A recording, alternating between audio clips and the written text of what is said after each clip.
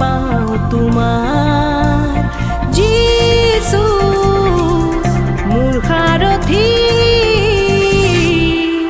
প্ৰতিদিন প্ৰতিপ্ৰহৰ মোক তুমি চলাই নিয়া সংগী মোৰ সদাকালৰ যিছু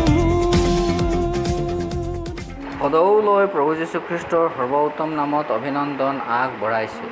পবিত্ৰ বাইবেলৰ যোহন 19:28 পদত আমি এইদৰে পঢ়োঁ যে তাৰ পাছত সকলো কৰ্ম যে এতিয়া শেষ হ'ল, যীশুৱে তাকে জানি শাস্ত্ৰীয় বচন সিদ্ধ হ'বৰ কাৰণে ক'লে, মোৰ পিয়াহ লাগিছে। প্ৰভু যীশুখ্ৰীষ্ট তেওঁৰ নিজৰ এটি দৃষ্টান্তত কৈছিল, যেতিয়া এজন ধনী মানুহ নৰকত যাতনা পাই আছিল, তেতিয়া তেওঁ কমচে কম এটোপা পানীৰ আকাংক্ষা কৰিলে। সকলো মানুহ জাতিৰ নৰকীয় যন্ত্ৰণা প্ৰভু যীশুখ্ৰীষ্ট সহি ল'লে। প্ৰভু যীশুৱে তাকে জানিলে যে সকলো শাস্ত্ৰীয় বচন পূৰ্ণ হ'ল। এইকাৰণে পবিত্ৰ শাস্ত্ৰত যি কোৱা হৈছে, সিদ্ধ হ'বৰ কাৰণে ক'লে, মোৰ পিয়াহ লাগিছে। এই পিয়াহ তেওঁ ক্ৰুচৰ যাতনাৰ বাবে শাৰীৰিকটো আছিল, কিন্তু তেওঁৰ পিয়াহ আত্মিক আছিল।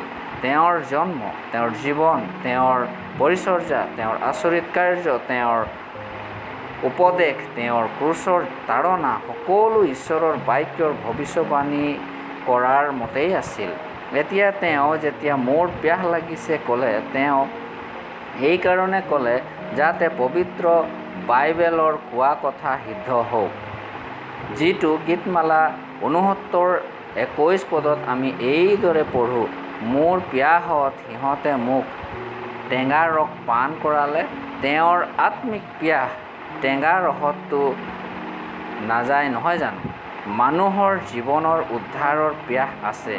এই পিয়াহ তেতিয়া শেষ হয় যেতিয়া তেওঁৰ প্ৰভু যীশুখ্ৰীষ্টৰ বলিদান, প্ৰভু যীশুখ্ৰীষ্টৰ পুনৰুত্থানত বিশ্বাস কৰাৰ দ্বাৰাই উদ্ধাৰ পায়। আপুনিও প্ৰভু যীশুত বিশ্বাস কৰি উদ্ধাৰ পাই ঈশ্বৰৰ ওচৰত আমাৰ এই যাচনা। ধন্যবাদ।